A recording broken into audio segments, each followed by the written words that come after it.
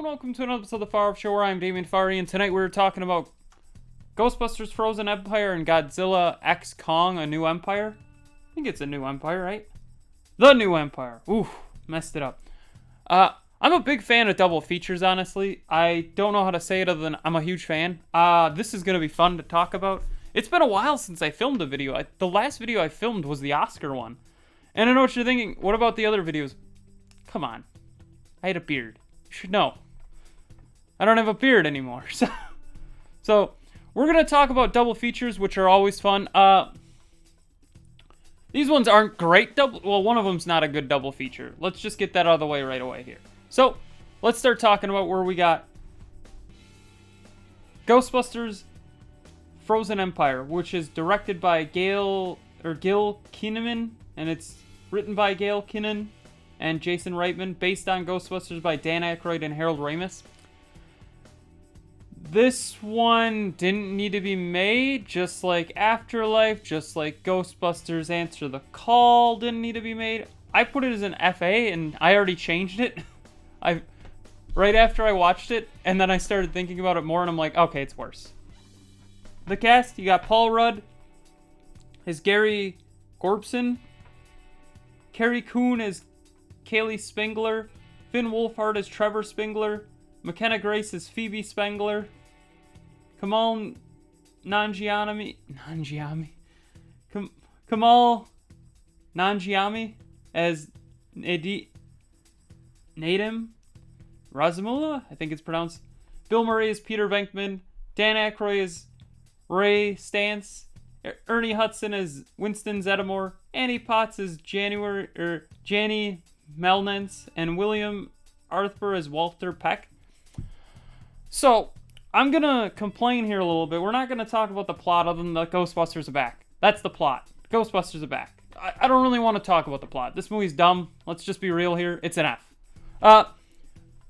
I've been noticing a lot with these movies that are franchise that have been going for 80s, 90s, and they're bringing them back. I think there's one fundamental issue that these series don't get. And as much as I like to harp on Disney about the Star Wars sequels, I think they did this one thing really right. Which is, the fact of the matter being, these franchises, you're supposed to be passing the torch along to a new generation, is the idea. And new generations are supposed to enjoy them with the new characters. Well, there's an issue there. Most of these franchises are doing them wrong. Disney, once again, other than The Force Awakens and Mandalorian and Rogue One, Star Wars has not been great. Let's just be real here. So, and Andor. Sorry, forgot Andor. But,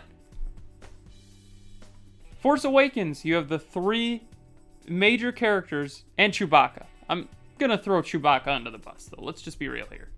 So, you got Han, Luke, and Leia. All three of them are in The Force Awakens. Works. Well, Han's dead at the end of Force Awakens. Spoiler. I mean, if you haven't seen it, it's been almost 10 years. Then you get The Last Jedi, which Luke dies, which makes the title make more sense. He is the last Jedi, air quotes. And then Leia dies in The Rise of Skywalker. They've passed the torch on. That works. This movie and Jurassic World movies are perfect examples of they're not passing the torch really well. The last movie had it where the Ghostbusters showed up at the end. Sure, cool. It's a fan service moment. This movie, all the Ghostbusters are back. With the exception of Harold Ramis, rest in peace. That's not how you pass the torch. You're just continuing the same franchise. Which, another good example of passing the torch well, I would say, is Rocky and Creed. Rocky 1, 2, 3, 4, 5, and Balboa all were great.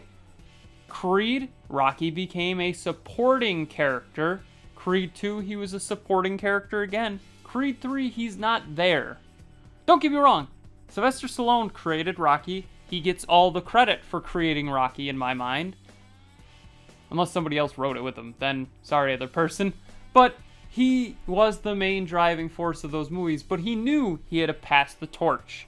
Or in this case, pass the gloves.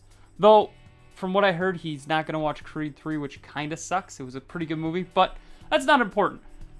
This is a good way to pass the torch, or the gloves in this case.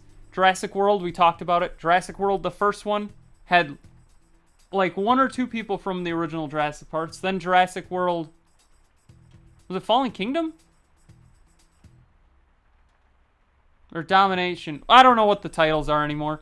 The second Jurassic World movie had it where more of the cast came back, and then the third one had all the original cast pretty much coming back. And it's like, that's not how you pass the torch. I'm sick of these franchises trying to pass the torch and doing terribly. Let's get on to the ranking, because I've rambled on long enough about passing the torch. We got Ghostbusters Answer the Call with an F. My mother is a big fan of all the actresses in this movie. We watched it for 10 minutes. There was a lot of fart jokes. And, well, don't get me wrong, Ghostbusters has jokes like that. The first movie, all the jokes are like innuendos. These were just blatant, terrible jokes. So, we stopped watching it. Then we got Ghostbusters Frozen Empire as an F. We're just not talking about it anymore. We're going to forget these two exist. Ghostbusters Afterlife. I lied. Frozen Empire has the cool drone for one scene.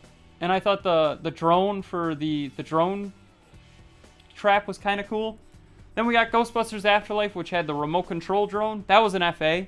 I think that movie was pretty good. I got Ghostbusters 2. Well, technically it just says Ghostbusters because someone mistyped here. Ghostbusters 2, which is an FAR. I know what you're thinking. Damien, that's pretty high for that. Yeah, Ghostbusters 2 is good. Looking back, you know, it may have been disappointing originally, but it is good. If I put something else in this, I'd put Ghostbusters the video game, because that game was great too. Then we got Ghostbusters the original, which is an FARR. One of my favorite movies of all time. It's got to be here. So then let's go to Godzilla vs. Kong, The New Empire, where this one's an FAR. Directed by Adam Wingard. Screenplay by Terry Rossi, Simon Barrett, and Jeremy Slater. Story by Terry Rossi, Adam Wingard, and Simon Barrett. I don't know any of those people, but good on them. They made a good movie. The cast, you got Rebecca Hall back, you got Brian Tyree Henry back, and you got Dan Stevens as Trapper, who was a great character addition. I don't think he was in the other ones. Probably calling myself out there. The plot, this one's more of a Kong movie, honestly, and I like that. I'm not going to throw anybody in the bus. My buddy's a huge Godzilla guy. I'm a Kong guy. Not that there's anything wrong with either. You can like both. I like both, but I prefer Kong just a little bit. And I think it's mainly because of Kong Skull Island, but we'll get into that in a little bit.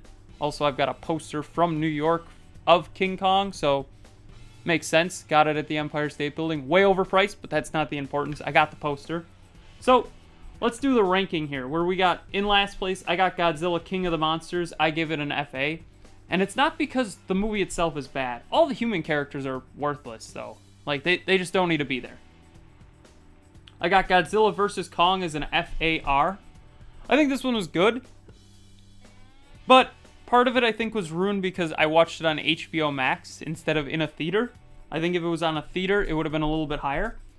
Then we got Godzilla, FAR. This movie is like a really good homage to the original Godzilla movies where, you know, the monster is huge, but he's not showing much. It's more about the human characters, and this one really drives home the human characters mean something. Then we got Godzilla vs. Kong, or Godzilla X Kong, The New Empire, which is an FAR. I think this one's pretty good, honestly. And I think the best MonsterVerse thing so far is Kong Skull Island with an FARR. Honestly, I don't know how to say it other than this movie is really good. This movie, the cast alone, don't get me wrong, the plot is okay. It's not the greatest. The film work and the cinematography, though, is so good, and the cast, like, carries this. So, really, everything else but the plot is amazing. The plot's just okay, but everybody works and gives it their all, and it makes it a great movie. So, Kong Skull Island, I wish they'd make a sequel of some kind. Make it where they get another monster or something on another island somewhere. I mean, you know, that'd be kind of retconning to an extent, but I think that'd be kind of cool. So, let's do it like this. What's your favorite Ghostbusters movie? What's your favorite MonsterVerse movie? Tell me in the comments below. Don't forget to like, share, comment, subscribe, hit that bell icon, and have a far off night.